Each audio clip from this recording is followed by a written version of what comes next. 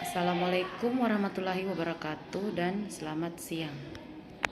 Kami dari kelompok 3 yang berjumlah 6 orang, yaitu pertama Nurpeni, kebetulan saya sendiri, yang kedua Reti, yang ketiga Eva Fardiana, yang keempat Asriani Pati Alo, yang kelima Liku Pasang, dan yang keenam Musriana. Adapun judul dari makalah kami yaitu paradigma penelitian. Baiklah, saya akan memaparkan sedikit materi tentang paradigma penelitian. Paradigma penelitian merupakan kerangka berpikir yang menjelaskan bagaimana cara pandang peneliti terhadap fakta kehidupan sosial dan perilaku peneliti terhadap ilmu dan teori, yang dikonstruksi sebagai suatu pandangan yang mendasar dari suatu disiplin ilmu tentang apa yang menjadi pokok persoalan yang semestinya dipelajari. Paradigma penelitian dijelaskan untuk menjawab masalah dan menjelaskan pencapaian tujuan penelitian sesuai dengan karakteristik data yang akan dikumpulkan. Paradigma penelitian merupakan pandangan terhadap objek penelitian yang berimplikasi terhadap metodologi penelitian atau dapat juga disebut sebagai langkah pertama yang menjadi dasar pilihan untuk selanjutnya membentuk desain penelitian yang dilakukan. Itulah tadi sedikit materi dari saya. Untuk selanjutnya akan dilanjutkan oleh teman saya, yaitu Terima kasih atas kesempatan yang telah diberikan kepada saya. Saya akan melanjutkan materi yang telah dibacakan teman saya, yaitu apabila seorang melakukan penelitian, maka disadari atau tidak dia telah memiliki cara memandang terhadap suatu objek, masalah atau peristiwa yang sedang diteliti.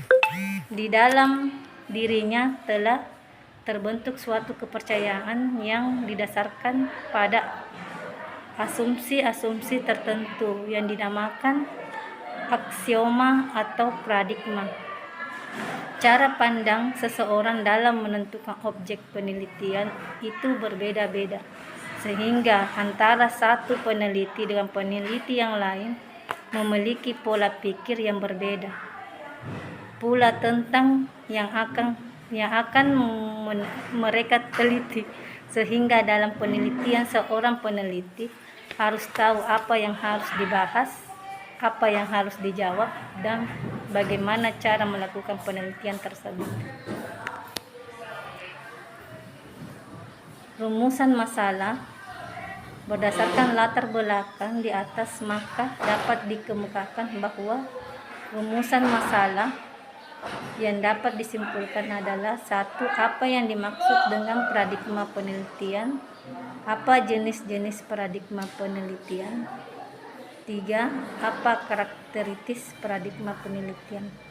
Tujuan dan manfaat. Berdasarkan rumusan masalah di atas, maka dapat dikemukakan tujuan dan manfaat yang kita amati adalah: 1. Untuk mengetahui paradigma penelitian. 2. Untuk mengetahui jenis-jenis paradigma penelitian. 3. Untuk mengetahui karakteristik paradigma penelitian. Selanjutnya akan dibacakan oleh teman saya, Eva Fardiana. Oke, dengan terima kasih. Assalamualaikum warahmatullahi wabarakatuh. Waalaikumsalam warahmatullahi wabarakatuh. Terima kasih atas kesempatan yang diberikan kepada saya. Saya Eva Fardiana akan melanjutkan pembahasan berikutnya, yaitu tentang paradigma penelitian. Istilah paradigma pertama kali dikemukakan oleh Kuhn pada tahun 1996 sebagai bangunan yang mencakup seluruh konstelasi kepercayaan, nilai-nilai dan konsep-konsep yang dipedomani oleh komunitas ilmiah. Paradigma dari segi bahasa adalah cara pandang, pola pikir atau kerangka berpikir atau cara melihat suatu fenomena dan fakta-fakta sekitar kita.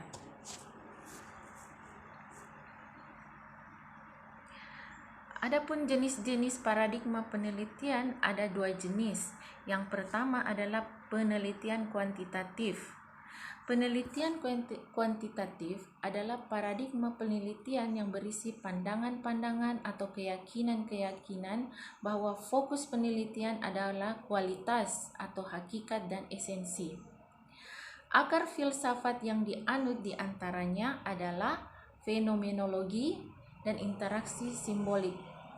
Aktivitas utamanya adalah kerja lapangan, etnografis, grounded, sedangkan tujuannya adalah pemahaman, deskripsi, temuan, pemunculan hipotesis, desain yang digunakan bersifat lentur, fleksibel, berevolusi, dinamis, latar penelitiannya alami, sumber data yang dijadikan sasaran kecil, tidak acak, penggunaan data dengan memanfaatkan peneliti sebagai instrumen utamanya.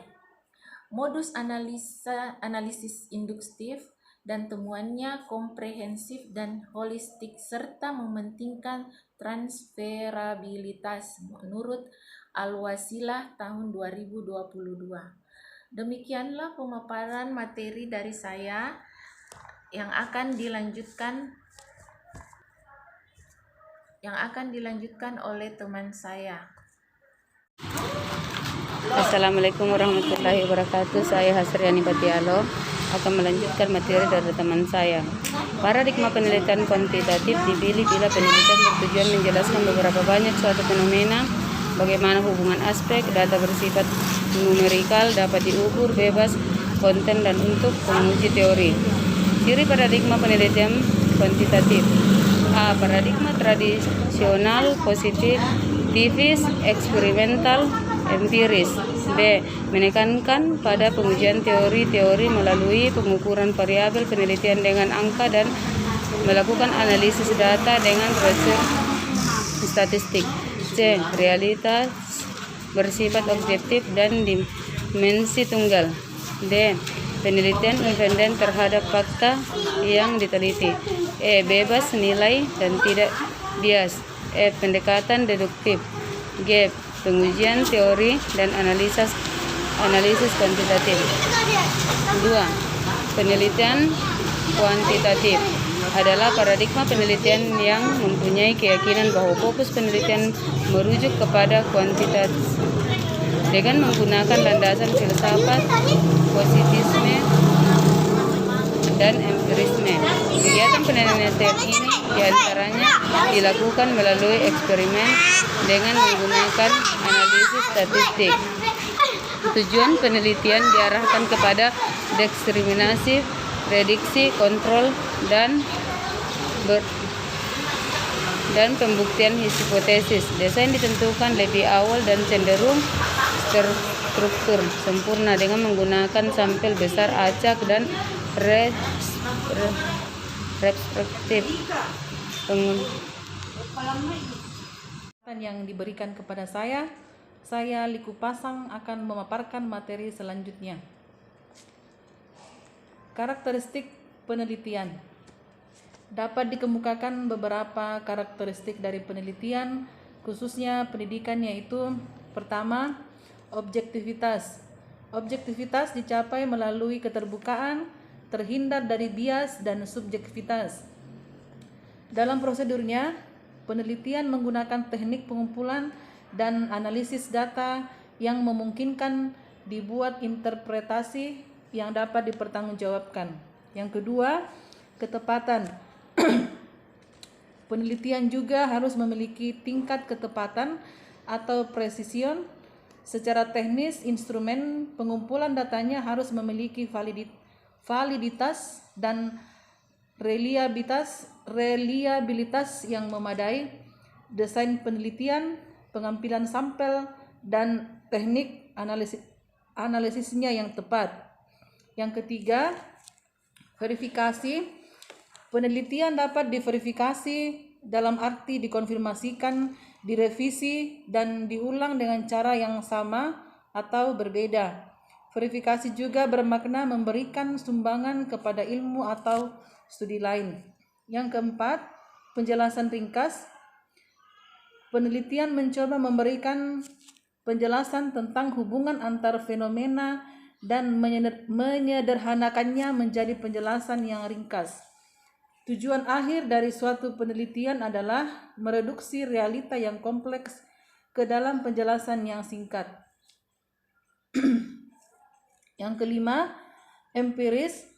Secara umum, empiris berarti berdasarkan pengalaman praktis. Dalam penelitian empiris, kesimpulan didasarkan atas kenyataan-kenyataan yang diperoleh dengan menggunakan metode penelitian yang sistematik, bukan berdasarkan pendapat atau kekuasaan. Yang keenam, penalaran logis. Semua kegiatan penelitian menuntut penalaran logis. Penalaran merupakan proses berpikir menggunakan prinsip-prinsip logika deduktif dan induktif. Yang ketujuh, kesimpulan kondisional. Kesimpulan hasil penelitian tidak bersifat absolut. Penelitian perilaku dan juga ilmu kealaman tidak menghasilkan kepastian sekalipun kepastian yang relatif.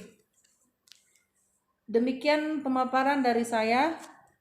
Selanjutnya pemaparan akan dilanjutkan oleh teman saya.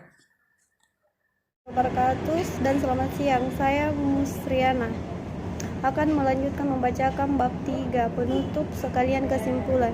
Penelitian adalah cara mendapatkan data yang dilakukan secara sistematis yang bertujuan untuk mengungkapkan kebenaran. Ada dua jenis penelitian, yakni penelitian kuantitatif dan penelitian kualitatif. Penelitian kuantitatif terbagi lagi menjadi dua, yakni penelitian eksperimen dan penelitian non-eksperimen. Penelitian eksperimen dan eksperimen adalah penelitian yang meneliti hubungan sebab akibat dengan memanipulasi satu atau lebih variabel pada satu atau lebih kelompok eksperimental dan membandingkan hasilnya dengan kelompok kontrol yang tidak mengalami manipulasi. Itulah hasil pembahasan kami. Kurang dan lebihnya mohon dimaafkan. Wassalamualaikum warahmatullahi wabarakatuh.